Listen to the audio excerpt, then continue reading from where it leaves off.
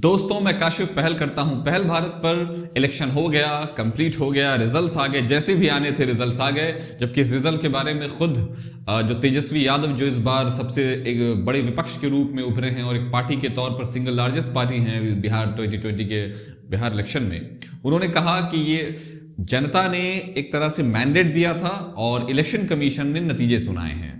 तो ये एक अपने आप में कंट्रोवर्शियल है। दूसरी तरफ मनोज झा हैं, वो तो कह रहे हैं कि 6 महीने में हमारी सरकार बन जाएगी। उसी तरह शिवानंद तिवारी हैं, शिवानंद तिवारी ने तो कांग्रेस पर ही सारा ठीकरा फोड़ दिया।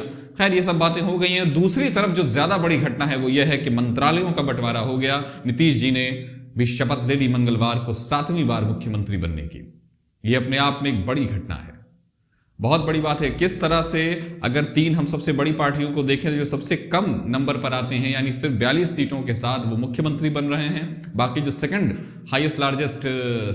लार्जेस्ट पार्टी है भारतीय जनता पार्टी, वो उसको असिस्ट कर रही है 2 डिप्टी सीएम के साथ।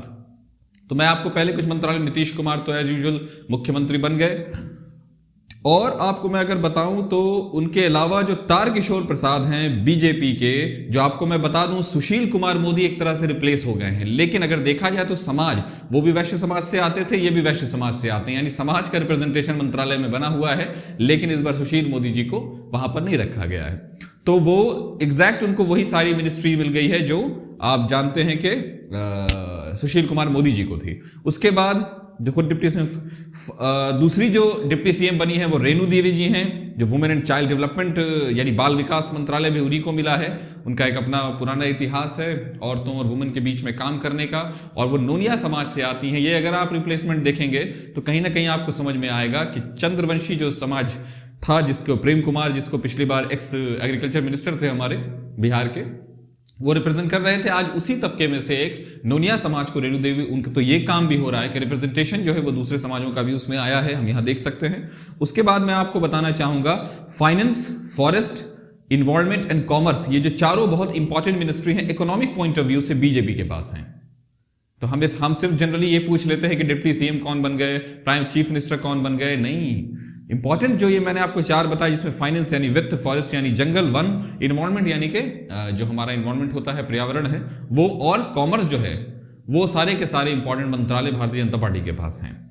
अब मैं आपको बताऊं अशोक चौधरी, जिनको भवन निर्माण मंत्रालय और साइंस एंड टेक्नोलॉजी मंत्रालय, विज्ञान और प्रौद्योगिकी का मंत्रालय मिला है, वो हैं हमारे अशोक चौधरी जी।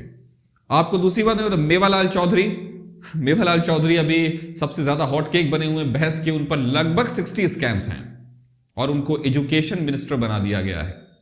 यही अपने आप में एक बड़ी परिघटना कही है जो इस इलेक्शन से आई है, जिसमें कोई कुछ नहीं, बस सिर्फ और सिर्फ संख्या बल हो रहा है, कैसे मंत्रालय बने। बाकी अब जनता से इनका कोई मतलब नहीं है। इन्होंने एक बार नहीं सोचा कि जनता से एक बार उसके बारे में समझा जाए कि उस मंत्री का या उस तरह के नेताओं की उनको लेकर क्या नजरिया है समाज में, एक नागरिक समाज में। कुछ नहीं, अब बस मंत्रालय बांटना है, क्योंकि अब तो इलेक्शन जीत गए हैं।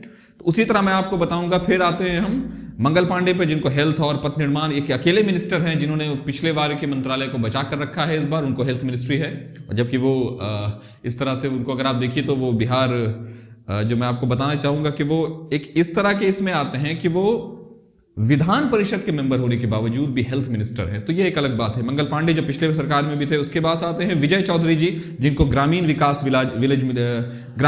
मिला है मंत्रालय। उसके बाद आते हैं, ये मैं आपको बता दूं कि हम एंड वीआईपी से भी एक मंत्रियों ने ओथ लिया है। ये अपने आप में एक बड़ी घटना है।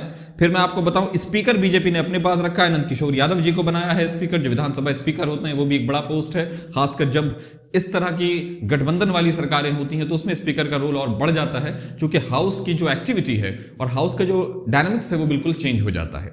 अब मैं आपको बताऊं अब मैं आपको नंद किशोर यादव की जगह, जो पहले पथ निर्माण मंत्रालय मंत्री थे, उनकी जगह उसी समाज को दिखाते हुए राम सूरत राय आ गए हैं। मंत्रालय उनका सेम नहीं होगा। चंद्रवंशी समाज को, जैसे मैंने आपको बताया, जो एक प्रेम कुमार थे जो चंद्रवंशी समाज थे, जैसे मैंने आपको बताया रेणु जी आ गई हैं जो नोनिया समाज से हैं, जो पहले एग्रीकल्चर मिनिस्टर थे। उसके बाद आते हैं राम नारायण मंडल, जो लैंड रिफॉर्म मिनिस्टर हैं, वो थे। और मैं आपको बताऊं, जो एक बहुत बड़ी घटना हुई है कि हमेशा से राणा रणधीर सिंह एक माने हुए राजपूतों के नेता थे। उनको जो सहकारिता मंत्री रहे, लेकिन उनको हटाकर जो दूसरे राजपूत समाज से ही लाया गया है, उनका नाम है अमरिंदर प्रताप सिंह। एज 72 साल है। तो इस तरह से देखा जाए तो मंत्रालय के सबसे सीनियर मोस्ट जो मिनिस्टर हैं वो वही हैं। तो ये रिप्लेसमेंट्स हैं, ठीक है, ये तो होना चाहिए। इसमें आप देखिएगा तो सबसे बड़ा हाथ भूपेंद्र जी का है, जिन्होंने वहां महाराष्ट्र से आए देवेंद्र फडणवीस और भूपेंद्र जी ने मिलकर जो समीकरण गठा, जो मैथमेटिक्स बनाई है, उसका बहुत बड़ा कंट्रीब्यूशन है। तो इस तरह से मंत्रालय में अब मैं आपको बताऊं जो कुछ ऐसी खबरें हैं जो बेसिक में है, जो समझना बहुत जरूरी है इस बार के इलेक्शन को जानना अगर आप चाहते हैं, कि बीजेपी के 12 मिनिस्टर्स इलेक्शन हार गए, अपने अपने क्षेत्र से उन्होंने अपनी सीट गंवा दी। फिर आते हैं बीजेपी के 9 मिनिस्टर हैं 10 में से जो इलेक्शन जीत गए, जो मैं आपको बताऊं, लेकिन उसमें से मिनिस्ट्री जो है वो सिर्फ मंगल पांडे जी के पास ही रह गई है, जो पुराने में एक्स में थे। तो ये हुआ जो आज का मंत्रालय का जो बंटवारा हुआ है, जिस तरह से मंत्रालय हमारा बना है, ये उस बेसिस पर मैंने आपको बता दिया कि जो मंत्रालय किस तरह से बटा है। और अगर कोई भी जानकारी आपको चाहिए होगी तो आप नीचे कमेंट बॉक्स में हमसे पूछ सकते हैं। हम कोशिश करेंगे कि वो खबर आप तक आ जाए। नमस्कार।